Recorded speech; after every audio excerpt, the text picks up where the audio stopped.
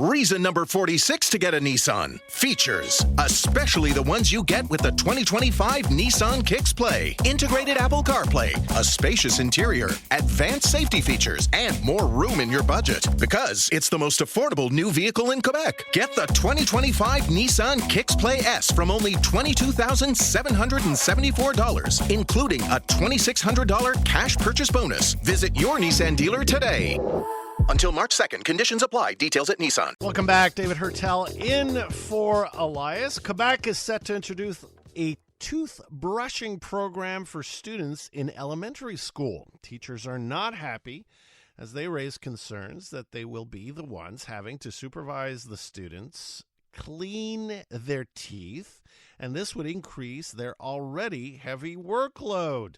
To tell us more, happy to be joined by Heidi Yetman, president of the Quebec Provincial Association of Teachers. Happy Thanksgiving, Heidi. Happy Thanksgiving to you. And thank you for taking the time today. So maybe first, tell us more about what the program actually is. What does the government want teachers to do in the elementary schools? Well, I think that is the best question that you asked, because we were never... Once in a while I hit one out of the park. Because we were never told about the program. Right. So, the health ministry put forward this program, and it's over many, many years where they're trying to, help kids, because supposedly 50% of grade 2ers have cavities or something like this.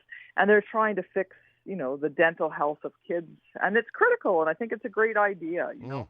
And it started in 2017, believe it or not, and now it's going to move into the classroom slowly, and teachers are going to be supervising toothbrushing.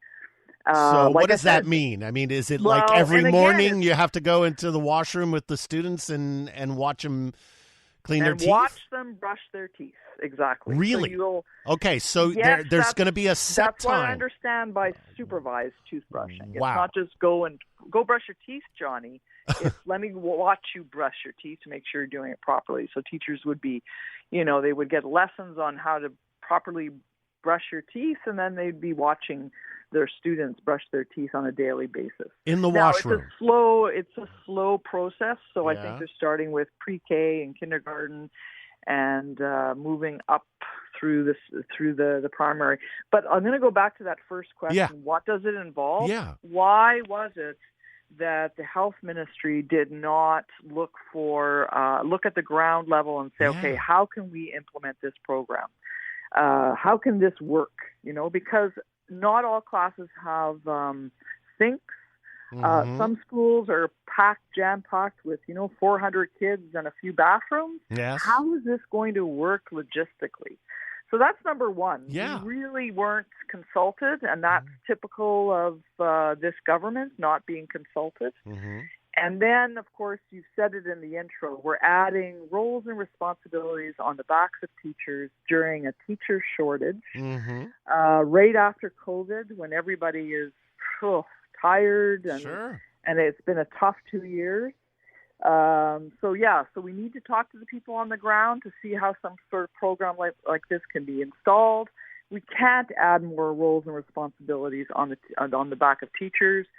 And we're going into negotiations again. Our contract ends in March of 2023. And one of the biggest things we're looking for is a decrease in workload for elementary teachers. Sure. They are overworked. Yeah. Elementary teachers are amazing. They just blow my mind at how much work they do on a daily basis. No, I totally agree with you, Heidi. And, it's one of those professions that I think is, doesn't get enough attention, but it did get some attention during the pandemic. We saw how important elementary teachers, all teachers, let's face it, but elementary teachers among them, the role they play year round. It's not like they do nothing during 2 months during the summer. It's, the stigmatism that's attached to that and everything. Yeah, right. And so what's really troubling to me is that you're confirming now that the government, there was no advance notice, there was no discussions, it's just you learned it basically from just like we did. Absolutely. From the media. As a matter of fact, I learned about it last week when somebody from the media called me and said, "What do you think of this?" I was like, "What are you talking about?" So that's terrible. That Yeah. should not be happening. And here's one of the things that teachers say to me all the time. We don't feel valued. No. We don't feel like we are important. Respected. And respected. Yeah. And one of the reasons they don't feel respected and valued is because nobody asks them, how are you doing? What do you think of this? How do you feel about this? Because they would probably give you some solutions that would be out of the box, because that's what they do every day. If you go and you talk to teachers, they can find solutions. I'm sure. Nobody talks to them.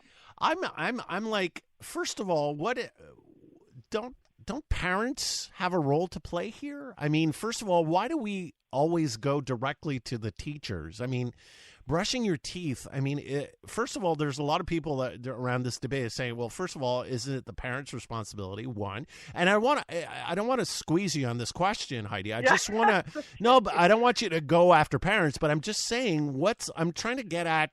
What's the balance here between what parents need to do and what teachers need to do? Well, I'm a parent, so I have two boys, Mm-hmm. and I used to fight with them every morning and every evening to brush their teeth. Sure. And I would supervise them brushing their teeth. I even, had a little egg timer, said, this is how long you're going to brush your teeth. So it became my responsibility as far as I'm concerned as a parent. It was my responsibility. But there's nothing wrong with talking about dental health in school. Okay. There is absolutely nothing wrong with that. I think that that's fine. The problem I'm having is the daily supervision of, let's say, a class of 24 students. Sure. So logistically, what do you do? Teachers need help with this. If this is what the government wants, then great. Then bring in teachers' aides, or bring in some, hire people to come in and to say, okay, Johnny and Susie, it's your turn. Let's go. You can't, because the teacher's all by themselves in their class with 24 students. It's like herding cats. I mean, and with toothbrushes and and toothpaste and everything. Wow. I mean, I was an art teacher, so I know what it's like to have a sink in your class with stuff. I had paintbrushes and paint. Okay. And I was a high school teacher, so I know what it's like when kids have water and it's a little device in their hand. And so it does need to be supervised, because you can't just send Johnny in the bathroom with his toothbrush. No, I understand it's just not going to work. Sure. But there's ways of doing it. And like I said, if you really care about dental hygiene and dental health, then let's hire the people to do it. Because in the long run, it will cost society less. Oh, sure. No. I'm with you. I agree about the principle. No, sure. But I remember when I was a kid a long time ago in a galaxy far, far away. But I remember it wasn't just in school. I mean, there was an overall effort. I mean, I remember in day camp we had, but the private sector was involved. There was the dentists, and it was the companies, and I won't name the brands, but I mean, there was a little tube of toothpaste and a little brush. I mean, what do you think? Because some people have said, well, why don't we turn to the private sector to play that role? What do you think about that? Oh, I have a problem with that as well. Okay. You're not, this is the public sector. We should not be trying to put, companies in posters all over the place, for example. I think that that's not our role as a public, for a public good. But what's interesting about the program? It is only for public schools. It's not for private schools. That I find interesting as well. That's bizarre, too. Yeah. The public system in Quebec receives subsidies, big time subsidies. No. The private isn't really private. If you go to Ontario and you want to send your child to a real private school, it's going to cost you thousands and thousands. Five figures a year, easy. Of money. Yeah. Whereas in Quebec, we subsidize heavily. And we also they also get budgetary measures for infrastructure, et cetera, et cetera. There's a whole bunch of things that they do get. Infrastructure may not be one of them, but I'm just giving an example of a budgetary measure. And yet, this program is aimed at the public sector. Interesting. And go ahead. Sorry. So that also kind of bothers me, the fact that, well, first of all, the fact that the public sector is going to take the burden here to do this. If you're subsidizing private schools, then I don't understand why you can't tell the private schools as well that they must do the same thing. Mm-hmm.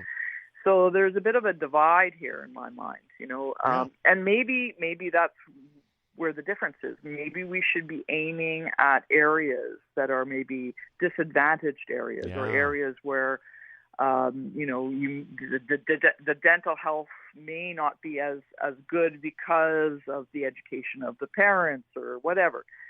Not saying that, I don't want to put everybody in the same boat, but we have to be very careful here. Like you're saying that it's the public sector that's the problem. And I think that's really, really unfair. Again, here we are. We don't talk to the right people. We don't look for solutions that will work. They did the same thing during COVID. The public health district gave us a whole bunch of directives to go into schools that made no sense. Yeah, I remember. Because they don't know what it's like to be inside a classroom. Exactly. To ask students to be 2 meters distance from each other, you've never been inside a classroom. So here we are again. Collaboration and consultation are really important in these kinds of dossiers. Well, let's hope with this new government there will be a page turned and they will sit down with you and find concrete solutions to this. Thank you so much for taking the time, Heidi. It's a pleasure. Have Bye-bye. a great Thanksgiving. Heidi Yetman, president of the Quebec Provincial Association of Teachers.